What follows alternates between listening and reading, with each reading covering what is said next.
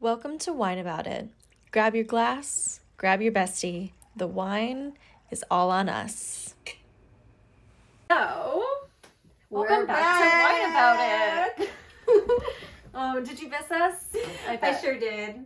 I missed being with you in person. I know, it feels like it's been forever. Yeah. It has been. I'm finally not contagious. Which, thank goodness. Hopefully. Yeah.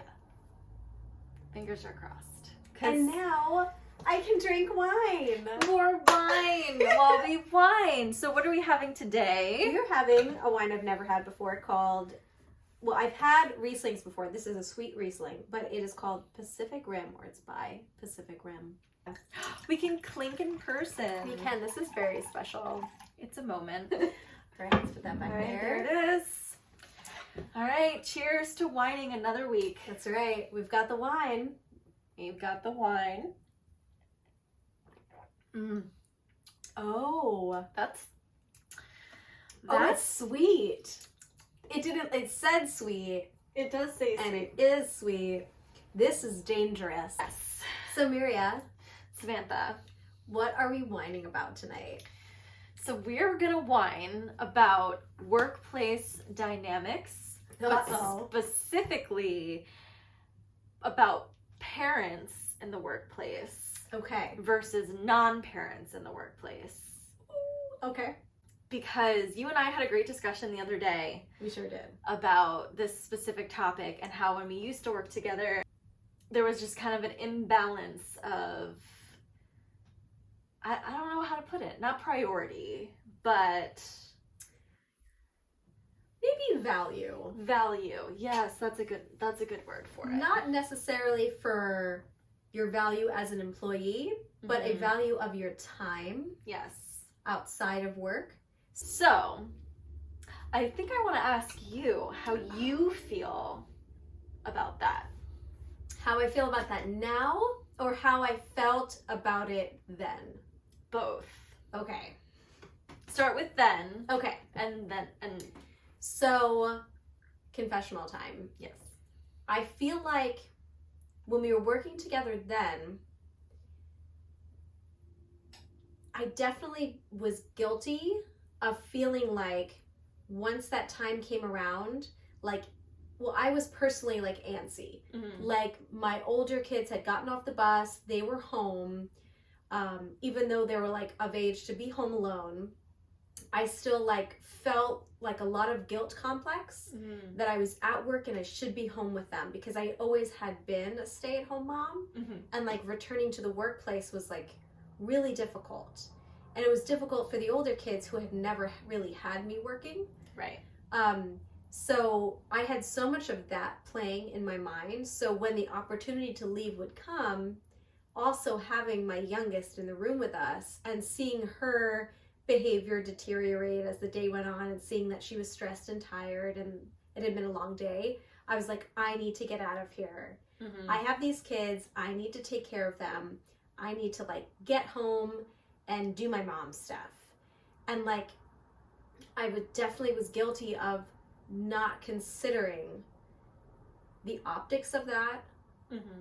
how that must have felt for you, and like not even considering an imbalance of time value.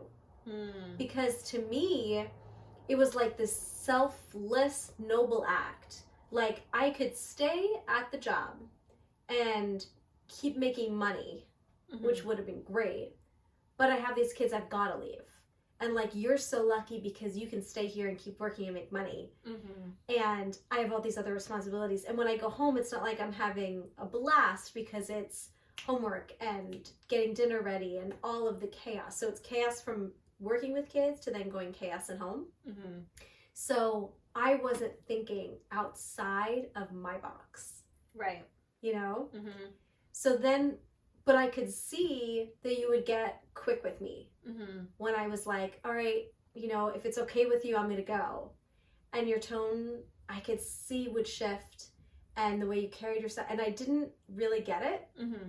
And again, because I think I was just in my own bubble, which I'm like, I feel so bad about now, because I wish I would like smack myself and go back in time Mm-hmm. to be like, what do you want to do? Right. How does this make you feel? You know? And it was only once we left and then we decided to start this business together that the question of what does this look like for making a business for both of our lives and making it sustainable and joyful for us both, that all of these things sort of came to the surface and I saw it in a totally different way. Which is interesting. But frustrating, because I wish that it wasn't where I needed to like experience it different to be able to see what was in front of me and how I was affecting another person and how the work environment, because it wasn't only me that was saying, I want to go home now. It was very much a culture there of like, well, you should be the first to have the option to leave. Yeah. You and know? I think that happens in a lot of different work environments, not just childcare.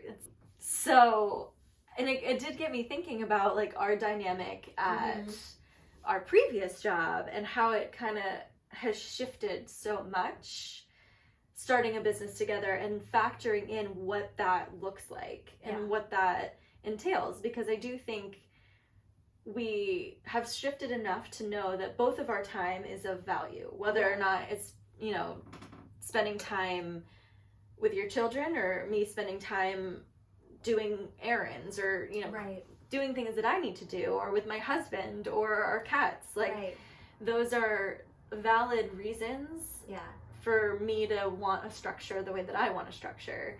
And then you have reasons for wanting a structure that might be a little bit different. Yeah.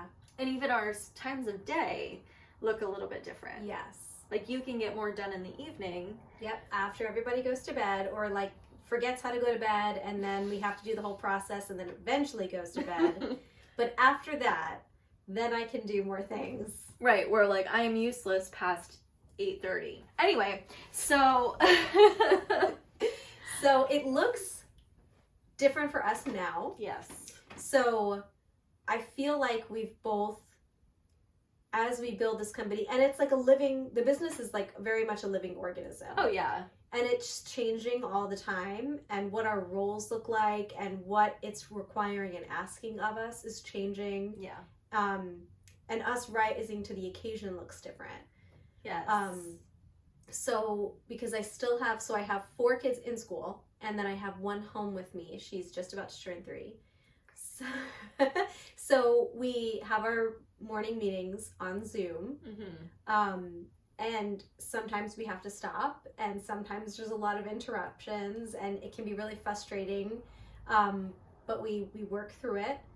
And then for the tasks that we do separately, I think what's nice is we're able to do that on the timetable that works for our family. Yeah. Because like that's, I think, the epiphany, and we've talked about this, that I'm a whole person with a family, and you are a whole person with a family. Yeah.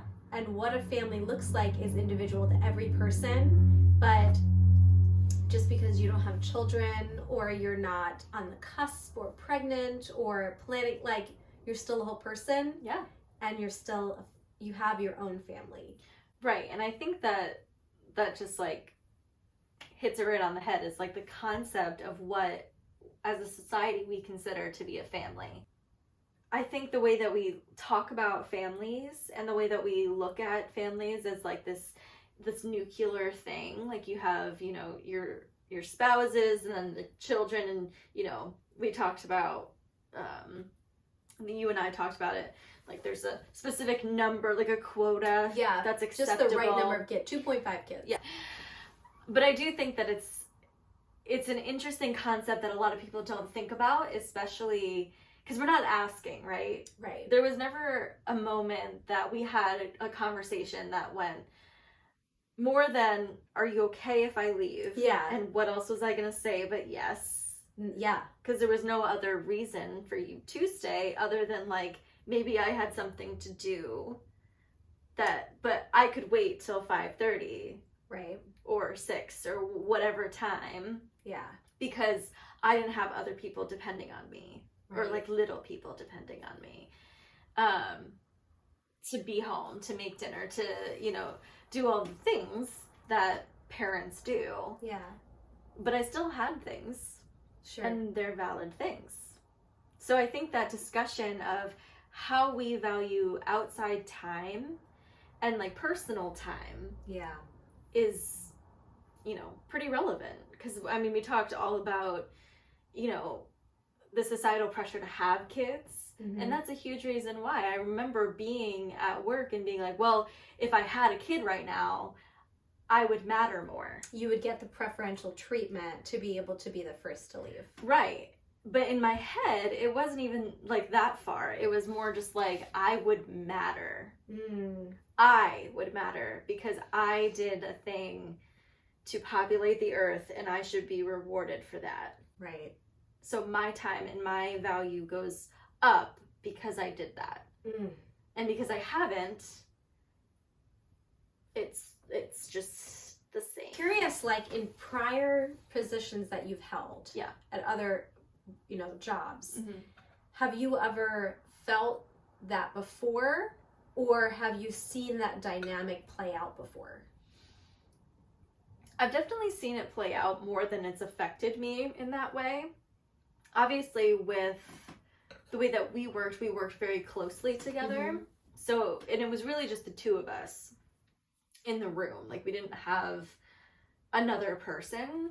So that was a different scenario than I had been in before.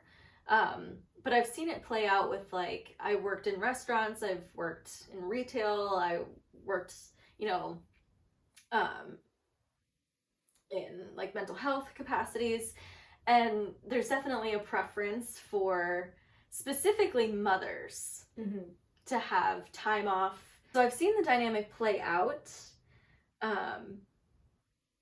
but I had never been in that situation before where I felt like that. And I do think it had a lot to do with where I was in life, and that I had just gotten married, and that there was all of a sudden this like weird pressure and like questioning, and you know, that's when like the questions start, right? It's like, oh great, you're married, when are you gonna have kids? When are you gonna have kids? Right. So I think I was more like aware of it. Yeah. Like it was more on my radar at that point. I don't know if like maybe had this happened like 6 years ago, Right. maybe it wouldn't have been. I probably would have still been annoyed, but probably not for that reason. Yeah, not on a more personal level in that way. Right. Like I probably would have recognized like, well, you're leaving because you have kids Right. to go home to. But I probably wouldn't have internalized it That's the word I was looking for. the way that I did. Yeah. We've created an environment where we can have these discussions, and we're Yes. not being judgmental or mean, and it usually doesn't come from a place of anger. Right. It's more concern, and I want you to have a good working experience. Yep. And likewise. And so I want you to do whatever you can to make that happen.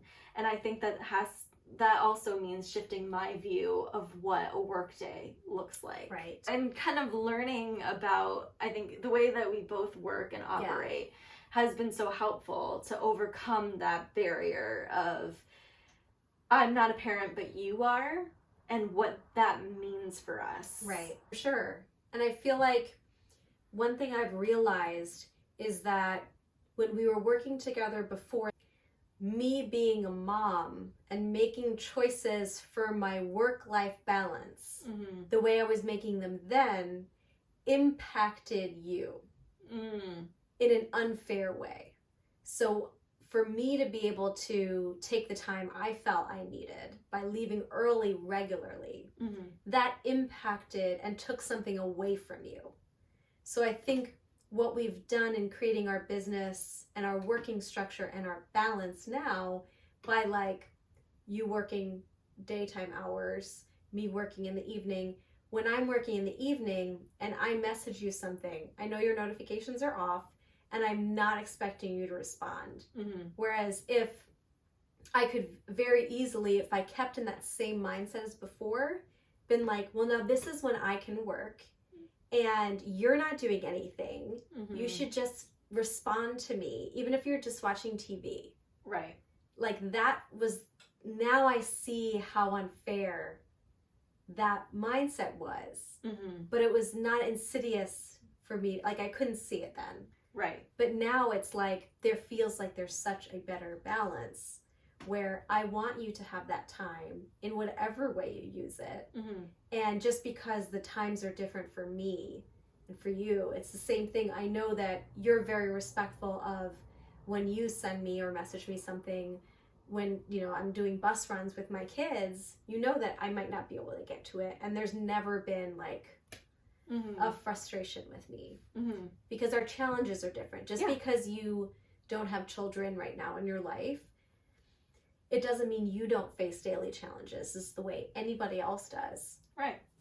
So I think now we have the benefit of creating it for ourselves in our business. A lot of other people don't have that. Oh, I think it's a larger conversation that needs to be had across all disciplines, across all work environments, with everybody. Yeah. No matter what stage of life, because every person that walks into the doors of a business and are your employees or your coworkers, their time is of value. Absolutely. And they are whole people just like you are. Yeah. And I think that we need more of that. Yeah. We need more of like more of that. Like the whole enchilada. Cheers. Cheers. Did we just like solve some problems? We did. You're welcome. We'll send you the bill. Yeah. Don't worry. The wine's on us. The wine's on us. But nothing else is. Yeah. Well, thank you for whining with us this week, and hopefully we solved some workplace problems. Yeah. World problems. You know, that's what we're here for, to whine and solve things. Yep. Or like mostly wine. See you next week. See you next week. Cheers. Cheers.